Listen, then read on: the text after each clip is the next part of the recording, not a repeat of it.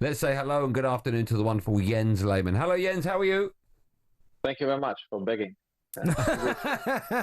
Sometimes we have to beg. If we get great guests and we need them back, we have to beg.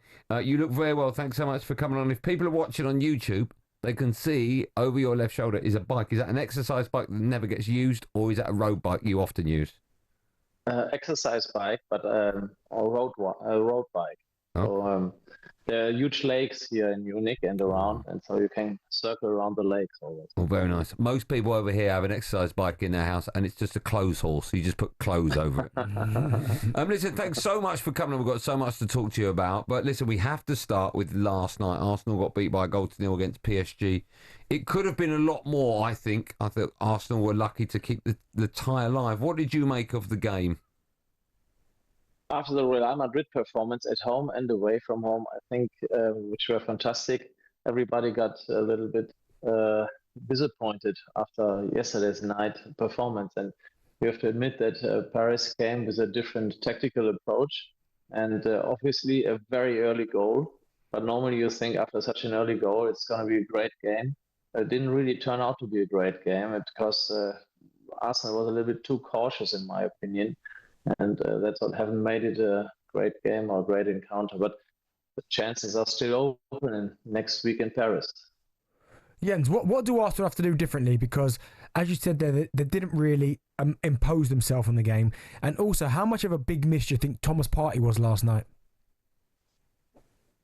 Thomas Partey has a tendency to play ball forwards, so to make the game a little bit faster, and I like those players. But yesterday, it's always a problem sometimes when a team is facing another good team, and as a player, you feel that on the pitch. That Paris had some great players who always could make the difference in any minute. Then you're becoming a little bit more risk averse. But I think that's a huge skill to actually know about your risk. What risk can I take on the pitch? What risk can the coach take, the manager? And as long as you're not getting exposed.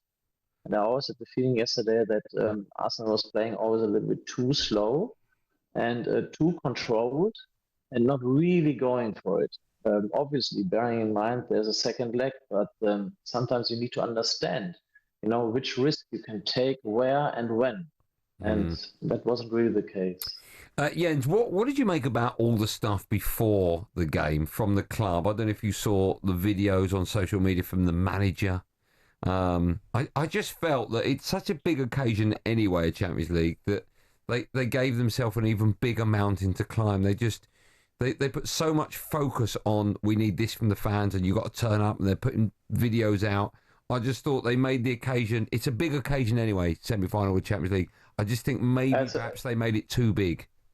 But we will see if it's too big because they were just 1-0 down, and Liverpool has won at Paris, so everything can happen in the second leg. And they created some chances, but I only saw the manager's message to the fans, and sometimes I don't think that his feeling comes across in comparison to what he says.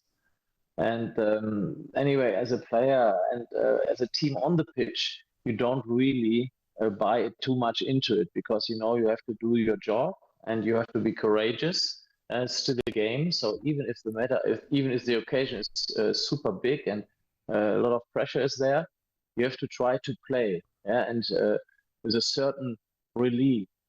And that did not happen because Arsenal, and even in the previous games, they looked always too controlled, too slow. Yeah, if they want to achieve something, they probably need to play with more pace, more risk. And sometimes, as a player, we said you have to count players on the pitch. That's when you know where you can be as a player. That's a phrase which is difficult to explain, but top players know what I mean. And they don't count players on the pitch because sometimes they have an overload where it's not necessary to have an overload. Yeah, I've got to ask you about a player that we know on his day is as good as anyone, but he hasn't played well this season, certainly by his own standards, and that's Martin Odegaard. A lot of criticism last night in the game against Paris. He still to me doesn't look 100% fit after the ankle injury. What have you made of his performances this season and in that first leg against Paris? Of course, I mean he's still a young player. He's a captain. He comes across. I never talked to him in my life, but he comes across of taking everything very serious. Probably he's different. I don't know, but he comes across. And normally a player takes a longer time to recover from a big injury, and that's what he probably did during this season. And he sometimes, in my opinion, he does not see the spaces where he could go in. Yeah, he always looks at the ball and looks where he can play the ball. But sometimes for him, it would be more valuable to run to spaces where he thinks, okay, I can get the ball from there and become dangerous myself, or get a good pass to Saka or Martinelli or Mourinho. Yeah, and you're obviously going to say yes if I ask you the question, is the tie still alive? But realistically, I expect PSG to score at least one next week, and that means Arsenal will have to score two to stay in the tie. Do you see them doing that, Arsenal? I think it's very open because Paris did not score at home against Liverpool. And I think I don't see the probability that they will score once or two or twice. And both teams had a very good defense. And for me, before yesterday's encounter, Arsenal was the best remaining team because I like their defense and that is the defensive work. But it turns out when they concede, they don't have the solutions to score themselves. And that needs to be done better. Probably at the end, for example, I did not like that Mourinho was always dropping off from the center forward position because that's what gives a team some strength and scares the opposition. So there was no real push to score a goal, no 100% desire, in my opinion. That feeling came across, and they have to do that better at Paris. Last year. I was at the semi-final when Paris played Borussia Dortmund, and they lost 1-0 to Borussia Dortmund due to set piece. And why could that not happen next week? I mean, Arsenal is super strong at set pieces. Right now, I would sometimes change the approach, not always in-swingers, sometimes an out-swinger against the Parisian defense would make sense because when you look at their setup, but I'm not the manager and I'm not the set piece manager of Arsenal. But he has done a great job this season so far. So I hope, he will have something in his locker for next week. Jens, I'm going to ask you a horrible question, so apologies in advance. So Arteta's been there over 5 years now. And when he took over the club, he took over mid-season and he took over from Unai Emery and he won the FA Cup with an Unai Emery assembled side. All of those players have left now and Arteta's got his own team.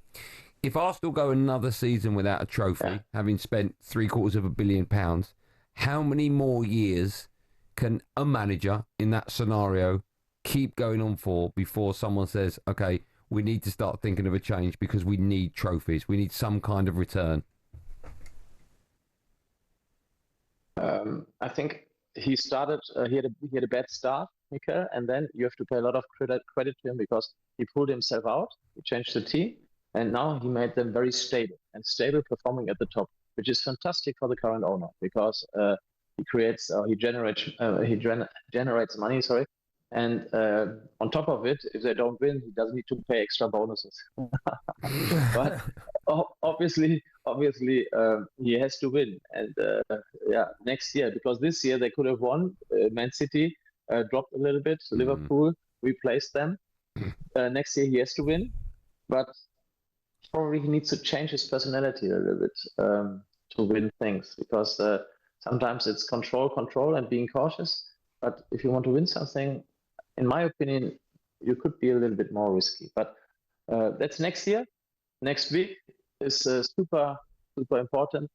And I cross my fingers that they will score 2 goals and will not concede one. So then we talk differently.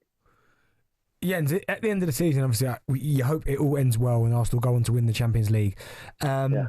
What do you think they need to do in the summer window in terms of recruitment? Is it all about just finding a centre forward, or do you think there are other areas you believe that they need to strengthen? So far they've done a great job when you consider their fullbacks, for example. Yeah, nobody knew them really before, and all of a sudden they came out with 2 fantastic players, and some other players they from Martinelli, I think from 3rd division in Brazil or 2nd division, don't know exactly. The centre forward is a must because you can see with big teams like Manchester City, Bayern Munich now, not in the Champions League, but a domestic competition with Harry Kane. If you have a very, very strong center forward, the way Arsenal plays, then you're more of a threat to the opposition. If you play like Liverpool, like they've shown this season, you can play slightly different because they have very fast forward-going players. But Arsenal does not do that. They have Saka and Martinelli, but the whole setup is different. It's more about control, what I said before, and they're playing slow. Center forward is good, probably a fast forward-going midfielder, but these are rare these days. And I like the defense, as I said. You don't need to change anything at the defense. The goalkeeper is getting better. You will see that sometimes as a goalkeeper, I know that you have to win trophies for your team when it matters. And so it's not a lot to do. Probably one or two good players. Okay. Jens, listen, we're going to have a very quick break and then we'll carry on our chat. I reckon we've got about 2.5 minutes. Do you reckon you could do 5 miles on that exercise bike? In between, and definitely. Okay. Your time starts now. Stay with you, everyone. More from come back sweaty. Jens Lehmann right after this live and drive and talkSPORT. talkSPORT Drive with Andy Goldstein. Monday to Friday afternoon from 4 on AM, on DAB, via the talkSPORT app and on your smart speaker. talkSPORT.